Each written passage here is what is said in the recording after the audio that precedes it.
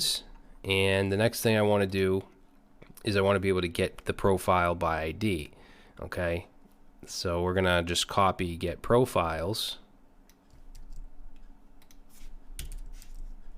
and let's say get profile by ID. We'll call this one just get profile. I'll call it profile by ID, and then this is going to take in the user ID. Okay, I'm specifically saying user ID because we're not getting it by the profile ID, but the user ID. Okay, and let's get rid of the clear profile here, and the request we're going to make is going to be to API/profile/user and then the user ID. So let's actually use backticks here. So slash and then user ID like that. Okay, and then we're going to dispatch just get profile because we're filling that profile with the payload, and then this can stay the same. Okay, so simple enough. And then the last one is going to be the GitHub repos, which I'll go ahead and put in right here. Let's just paste this in. We'll say get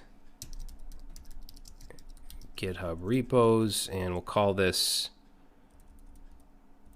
get GitHub repos. Okay, now this is going to take in the GitHub username, and let's get rid of that. And remember, we have a route on our back end that will return the repository, so we don't have to do much here. Unlike in the first version of the course where I basically interacted with the GitHub API from the client side, which was a mistake. I shouldn't have done that. So let's have this. Let's make a GET request to make backticks here. We want to do /GitHub and then /username. Okay, now we're going to have a action type called get repos, and we're going to send the data, which is going to be the repos, as the payload, and then same error. Notice that all the profile errors we're doing the same thing. So get repos, we're going to bring in up here. We also have to create it within the types.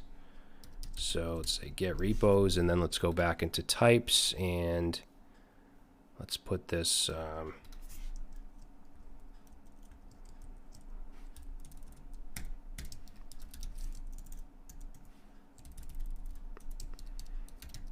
all right, so now we have to add that to the reducer because we need to know what happens when the repos are fetched. So get repos, and basically we just want to fill this part of the state with the user's repository. So we'll go ahead and put this down here.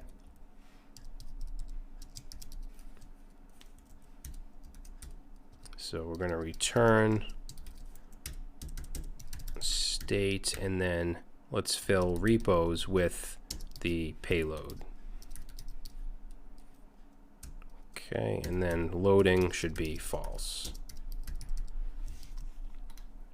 All right, now when we get into the post part of this application, our reducer is going to get a little more complicated. Right now we're pretty much just filling certain areas of the state with the entire response. But later on, when we do like likes to a post and delete a post and stuff like that, it's going to get a little more difficult. We'll be using like map and filter and stuff like that. This is a pretty simple reducer.